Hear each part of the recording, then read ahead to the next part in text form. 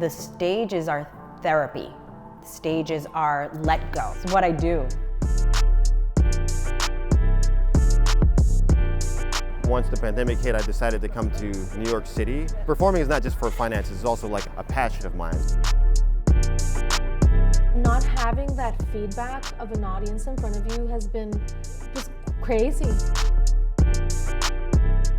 Welcome to Prime Latino Media Salon. I could not be more thrilled than, I'm Theo Louis, but to have on this salon interview, three people who are artists, and as we say in Spanish, destacado, which means they're prominent and established, and what I call proven artists are artists who start something, finish it to accolades. And all three people in this interview fulfilled that description.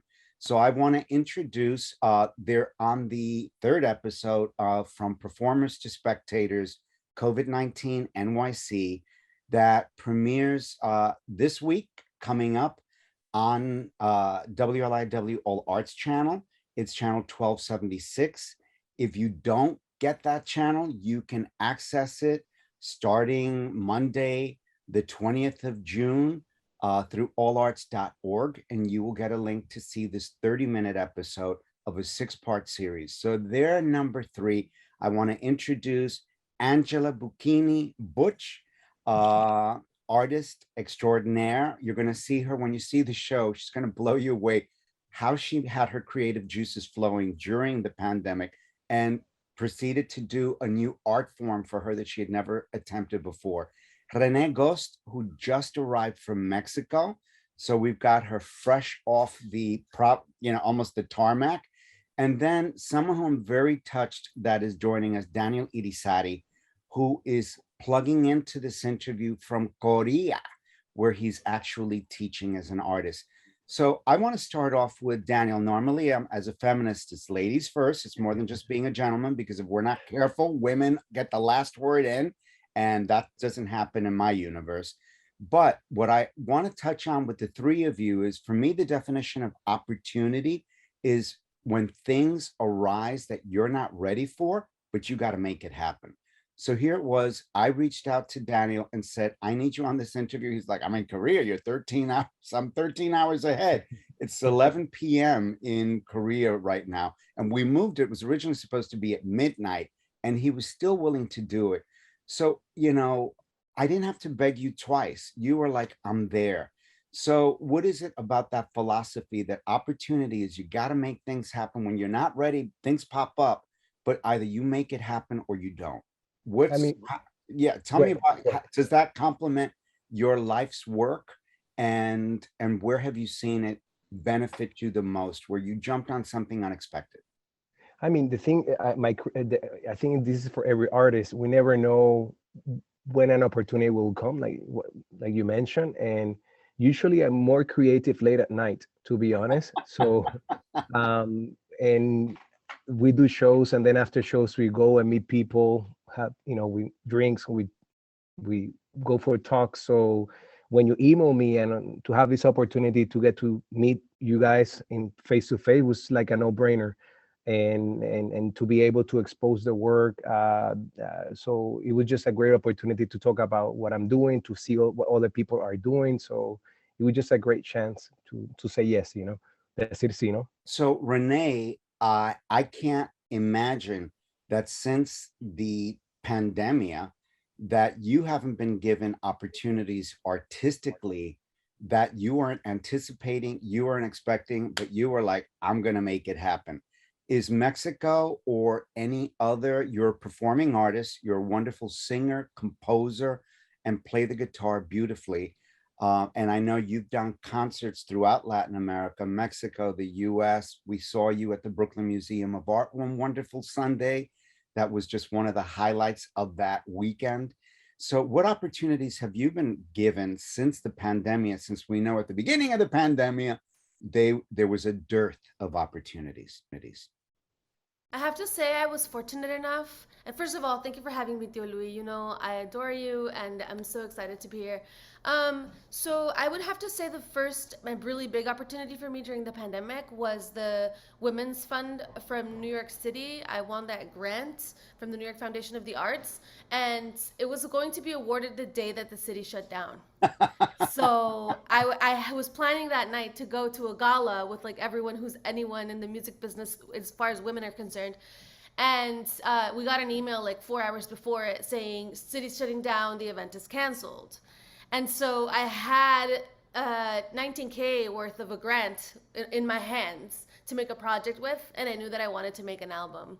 And so that really kept me focused throughout the pandemic. When shows started opening again, I did start to get opportunities in Mexico, opportunities in the West Coast and the Midwest, and that kept me. But I have to say, my album, my full length, because it's a project that I work on with 27 women and non-binary people of color, it was something that was very ambitious from every standpoint, because the narratives are queer, feminist, like I said, all the musicians are women or queer. And so I had a lot in my hands to organize, and I really know that kept me like focused and sane basically throughout really trying times. And Angela, what opportunities have you been presented, knowing that like everybody else, you were dry and high? What have you been given any opportunities that you didn't anticipate, didn't expect, that you've taken it on to a higher level, benefiting your career? Yeah, definitely. I think all of the closed stores and the world, like I'm a circus artist, so we gather people in spaces to perform for them, but not having that ability and having to adapt to do circus or dance for film and release other projects and collaborate with musicians and learn new skills for film, and also trying to adapt everything to outdoors was a very big opportunity that came from doors shutting. So it was, yeah, it was an interesting and difficult process. So I'm going to start with you, Angela, and work my way around. One of the things from performers to spectators is our 18 New York City artists who were impacted by, as you well described, uh, all of you are describing that on March 13th in 2020, all the performing arts spaces in New York City closed, all our gathering opportunities. And as performing artists, your world closed in on you. But you inspire us in this city, in this series, that you overcame that adversity. So I want to start off with something that really wasn't touched on much in this 30-minute show where the three of you appear. Angela, how were you impacted in regard to your livelihood? And the bottom line, what I always ask my artists is, how did you end up paying rent April, May, and June of 2020? It was really rough. My husband and I are both performing artists. Eventually, we ended up making a full pivot to move out of our apartment and move into a bus, which is currently where I'm speaking from right now, is my little bus. I run a performing arts venue for circus. So when the world shut down, it was so much more than me as a performance. It was the whole community that I held space for. We were all of a sudden completely separated and ripped apart. So we moved into a bus in the back of my studio space to try to do anything we could to preserve something. So we did take those the first period of the pandemic to kind of plan that shift, because we realized we weren't going to be out of this anytime soon. And it was difficult. It was really, really challenging. Yeah, we did as many online programs as we could, but obviously that's not the same, and it couldn't generate the same kind of revenue. So as every language has an expression that there's no such thing as coincidences, and everything happens for a reason. So I want to piggyback on what you're saying is you're still in a bus 2 years later. It's 2.5 years now. Is that your new future? We're now looking at moving out of the bus, only now that things are starting to kind of to shift and change. But it's been a really beautiful opportunity, actually, for my husband and I to like really downsize, live small. We are fortunate that we are right at my studio, so we do have that access to space for our art. But it has been a really great opportunity, and I think uncomfortable or limited situations do open your mind to other things and other ways of thinking and being. So yeah, I'm grateful for this, and I'm also curious to see if we'll shift out of the bus soon. Oh God. And Daniel, what definitely the recurring theme among all of you is that you're a performing artist, you're a director, you're an actor, you're a playwright. Am I correct? No. Not Playwright, no. I playwright? No. like to work with good writers. No, Okay, no. so you're a director, but I've seen you in a performance. Yes. And it was a wonderful performance also targeting the deaf community. And it, when, and it was just brilliant. And so one thing for sure, each of you as performing artists, what was killed in a city where 35,000 people died, over 35,000, your passion was killed for a moment. And just wondering, how was that for you and how did you overcome that? Because that's very debilitating when a performing artist's passion is decimated. Yeah, for me, it was a time to reflect, to think about how to move forward. In terms of your first question, like it was through grants and government support that I was able to survive. And in that process, I was able to conceptualize new work. And that's how this project that you mentioned in my own, in this new musical in English and ASL came about. For me, just not to be able to exchange, and I mentioned this in the interview, to be able to celebrate germs on stage. That's what makes us human being. That's one of the things that really I miss, because I like to do really dada, grotesque work, physical. So the exchange, no fourth wall with the audience is crucial in the work. So not being able to touch, and the fear and the mass and the distancing was driving me crazy. So now little by little after that is how to reconnect with the audience, theater. And now I'm here in Korea exchanging germs and a little by little feeling a little bit back to normal. So it was like a roller coaster experience. But I'm just happy just to start like reconnecting, training with people, telling stories again, little by little. And I think more than ever, realizing how crucial theater is for us as human beings, that space that we have to gather, to reconnect, to exchange ideas, and it's life through dimensional and time, which is something film doesn't have. So repeating one theme I've said that we share in all our languages, which is there's no such thing as coincidences. Everything happens for a reason. As we say in Spanish, Renee, no hay mal que por bien no venga.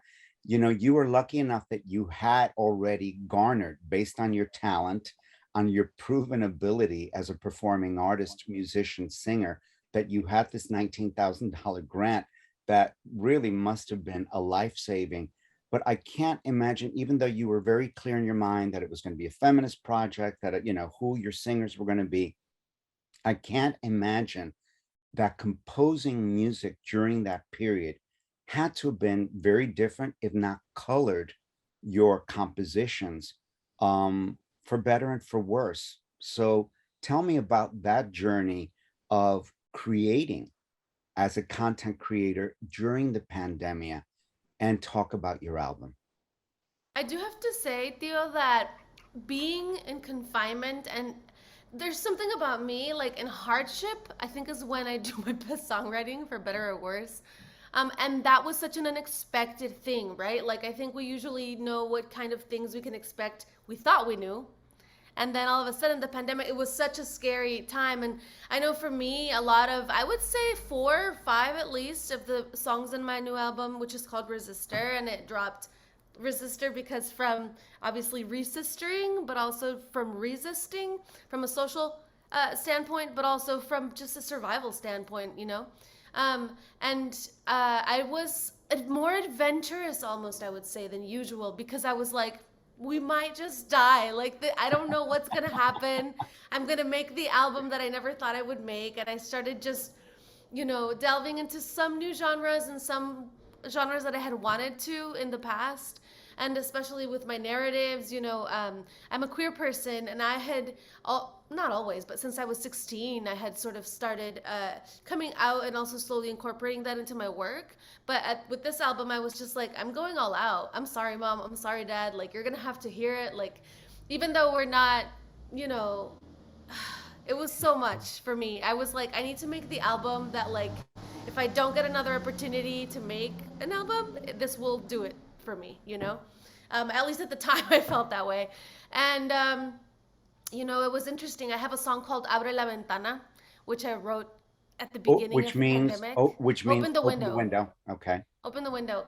And it's because I have a fire escape. I live in Brooklyn, and my fire escape was my only connection to the world. And when they started clapping, like for the people in the medical field, I would go out into that fire escape, and that was like the only time that I got to see people. So that's one song. Another song is called Diosa, and Diosa was also born during the pandemic because I felt like I needed a sense of stronger, bigger belief in myself to know that we were going to be okay. So I wrote Soy mi propia diosa.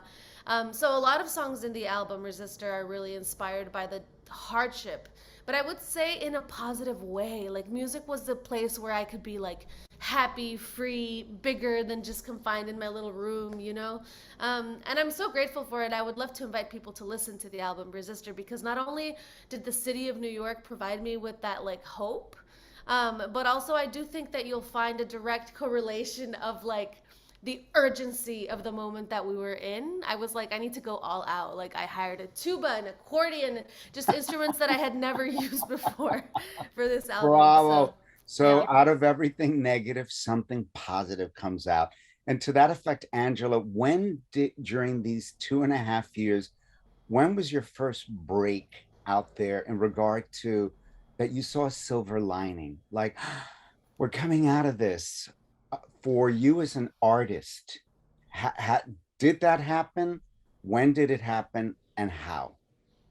That's a great question. I feel like I need more time to reflect on it. I'm not fully sure what that pivot moment was. It could have been when we were starting to do some more outdoor things, and we were doing some shows that were like drive-in style, where people would pull cars into a parking lot and they would be beeping their horns, and that was the way for them to applaud. But there was still this heartbreaking element, like Daniel was saying. Like, it was just everything we do relies on that feedback from the audience, and we do a lot of things where we break the fourth wall. So we'll be flying over people, and like, we want them to hear the acrobat's breath or hear the vibrations of the instruments. So that separation was still really heart-shattering, and it was really challenging.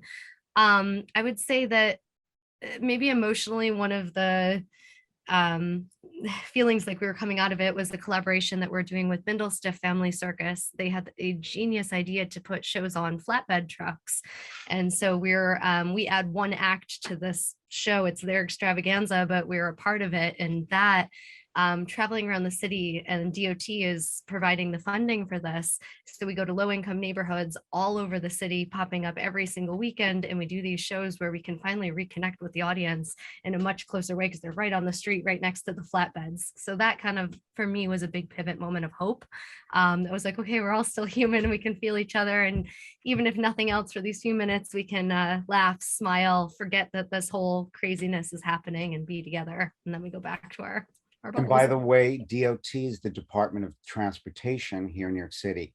Daniel, when was your first your first deep sigh that, we're coming out of this, or I'm really getting to do my art again, the way I want to and need to, and the way it feeds my soul? Yeah, last year, I think I got a random call in May, and it's this friend of mine that works with the Polish Institute, and he calls me to see if I can restage the Madman and the Nun. It's a play by Buccini, Polish writer, which I love. And he told me, Daniel, would you be willing to restage that show here in New York City? There's gonna be a festival in the Czech Republic Institute. Would you be interested in doing that? And I'm like, when is this? How much time do I have? And he told me the days. I hang up the phone and I start calling the actors. And I said, guys, listen up. There's some opportunity. Everybody's going to be paid. We have 2 weeks rehearsals, and everybody has to bring proof of vaccination. Everybody's going to be safe. But do we want to be in I was going to say about where, do we want to be in a room to sweat together, to do theater together? So it was beautiful to see, because everybody was so hungry. Everybody was saying, yes, of course, let's do this. But of course, with a little bit of hesitation, fear, being in the room. And that was the first time I felt, okay, we're coming back a little bit. The most beautiful thing was that first rehearsal at La Mama Theater. We were rehearsing there, and everybody was in the room with the mask, and we said, okay, everybody knows everybody's vaccinated, everybody's negative. Is it okay if we take the mask? And we did a circle, and then and again, like, we forgot to be a little bit how to make theater after all that time. But after one rehearsal, everybody was back with madness, and the show was the Madman and the Nun. So we had to embrace this data, this craziness. So it was just a beautiful feeling. So it was last year around that time, and then we were able to do it with a full audience. And there was a moment, and I shut up, that we offered cheese and rum to the audience, and we thought the audience was gonna say no, but everybody in the audience, like 60-70% of the audience, was saying yes. So it was just a cool feeling of celebration of theater. Last year, to answer your question with that show. So I'm Theo Louis. We're here at Prime Latino Media Salon, and I'm with three great artists, performing artists, who are in the third episode of the series on PBS here in New York City, From Performers to Spectators, COVID-19 NYC. And it's so funny. I want to go, well, I'm going to go to Renee. One problem you have, Renee, is that you're great.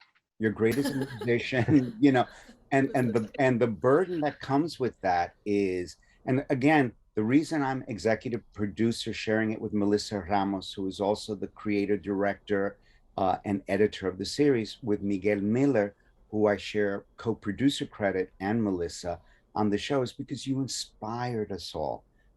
I loved your stories. You inspired us all. So as I said, Renee, the problem with you being great is you're only now as great as your next project. What are you working on now, and what can we expect that you're in development? Or you're going to come out in concerts and performing. What's next? I do have a string of shows in the United States. Actually, I've been traveling a lot, and I will say, even though you didn't ask me that question, my first big moment was when I saw my friends touring in Mexico, and I was like, of course, Mexico's letting go of the restrictions earlier. Let's plan a tour there. So I planned a 23-date tour and just whacked myself out of pandemic and did it. And so I've been gone from the country and from New York, which I love. I just adore. I flew in last night, and I was just like, I'm back. I just felt like home. And anyway, so now I have shows in the US. I'm going to be here for like 3 or 4 months without leaving, which is a lot for me as of recent. And I'm also planning a new music video for a song called Donde Jugarán las Niñas, which means where will the girls play? And it's actually a really intense, I write stuff about gender equality, and this one's about girls in particular, which in Latin America especially, but in all the world, like being a woman is a difficult thing, and being a girl, I would say, is an even more difficult thing. And so this song is about how girls are educated improperly by fairy tales, and luckily that's changing. I think narratives these times are changing, but not everywhere, not for everyone, and it's definitely a thing of access and privilege. And so I'm questioning the way that girls are educated to believe that a Prince Charming can come and save their lives and change their lives, and how that programming really affects them for the rest of their lives. And so Donde Jugarán las Niñas is going to be my upcoming release. It's already on a demo version on YouTube, but we're coming out with like a full studio version with a music video, and I'm really excited about it. And also, I have shows, so check out my socials at Renee Goust, because I do have a string of West Coast shows for the first time since the pandemic. I'm playing in the Midwest, and so yeah, there's a lot of news to share. I'm excited. Bravo. Angela, what's next as you're exiting the bus? But will you be full-fledged? Because I know what fuels your soul is bouncing in the air, flying, and so what's next for you? Yeah, so at the Muse, my studio in Brooklyn, it's all behind the scenes at the moment, but we're planning a show called Was Me, Is Me. And it is 5 women that are in the cast, and it's an immersive experience where the audience comes in and they're immediately part of this journey. And it starts off very nostalgic in feeling and an experience, people flying over you, of course, all of that, vignettes that connect to different just timestamps in somebody's life, until literally there is a moment where a wall is hit and it collapses and everything becomes black and white, and it becomes very still, stoic, and then you start seeing certain struggles. it fast forwards, it goes through and ends up being where people are swaying over the audience while they're laying down. And that's a moment of reconnection, and it turns them then to a huge dance party. So it's about whatever moment people hit the wall or a pivotal moment in everybody's life. Of course, this was all inspired by the pandemic and when the world actually stopped. But we're trying to design the show where it can really connect to anybody who went from some experience that they can identify. This was me before this thing, and now this is me after, because I don't know if, if Danielle and Renee can relate, but I think the pandemic, it was a huge time of reflection and a question of our identities, because we are so, our identities are with the work we do. It is who we are. We are artists. So it was a lot of questioning throughout the whole pandemic. And then the show kind of, it would wake me in the middle of the nights where I was like, oh my gosh, this scene has to happen, or this is how we reconnect as humans. Like, how can we heal together? So that will be the next show that you'll see us produce. Make sure I get an invitation. I definitely want to go see, experience that. It sounds very experiential, is what is at its root. And if I can tease you to watch this episode, besides, watching and hearing the stories of these two other individuals, watch what Angela does with bottles as an acrobat. Something I would have never considered, something I wouldn't attempt to do sober or not, and it will blow you away. Daniel, last word, what is next for you? Because someone like you, whether it's still in Korea or coming back here to do something, I know somebody like you doesn't stay, as we say in Spanish, with your arms crossed. I'm finishing next week my finals here. I'm teaching acting here, so I'm happy to be done with my first semester here in Ansan, South Korea. And then my company has been invited to perform here in Korea at Jobo. It's a show I've done in Poland, Cuba, and New York City. So I'm going to bring that show over here. And I go with a decolonization mindset. So I'm using local artists from Korea. And then in New York City, I go back from August, September to do the world premiere of that musical. It's an opera, physical theater opera. Kamala Samkaran is doing the music. Robert Lyons at the New Ohio Theater is writing the show. I'm directing, performing, and it's going to open in September now soon, like in 2 months, we're going to open, and we're going to run it until September 25th, and then back here to Korea to finish my contract. So this is what I was missing during the pandemic. I like to be in New York, but I like to travel. So now to be able to reconnect, decentralization, and seeing, we are going through the same journey. We all cry, we all have to go to the bathroom, we all need coffee or tea in the morning. So hearing those stories and seeing it face to face is, so a lot of exciting things are coming. So I'm excited about the next steps journey.